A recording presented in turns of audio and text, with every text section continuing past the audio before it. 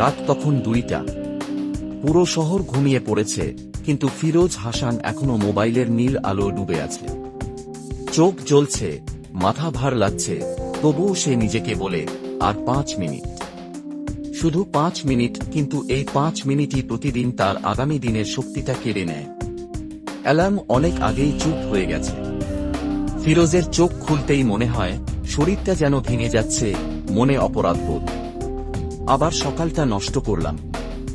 আবার এভাবে কি করে এগোনো যায়? এভাবে কি করে বদলানো যায় নিজের জীবন? একদিন সকালবেলা মা বললেন, ফিরোজ, সকালে ওঠা মানুষের মুখে একটা আলাদা আলো থাকে। সকালটাকে যে জেতে, সে পুরো দিনটাই জিতে যায়। মায়ের সেই সাধারণ কথাটা ফিরোজের বুকের ভিতর আলোর মতো ঢুকে গেল।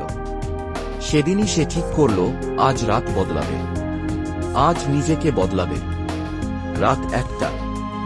ফিরোজ ফোনটা টেবিলে রেখে দিল। মন 10 বার টানছিল, আর একটু দেখি, নতুন ভিডিওটা দেখি। কিন্তু সে দাঁতে দাঁত চেপে নিজেকে আটকাল। এটাই তার প্রথম ছোট্ট জয়। সকাল 9টা।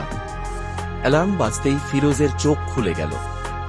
জানালার ফাঁক দিয়ে সোনালি আলো ঢুকছে, বাতাস ঠান্ডা, চারপাশ নীরব, আর মনটা অদ্ভুত শান্ত।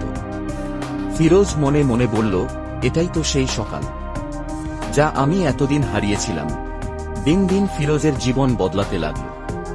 তার কাজে মনোযোগ বাড়ল, শরীর ভালো থাকল, মন পরিষ্কার হল।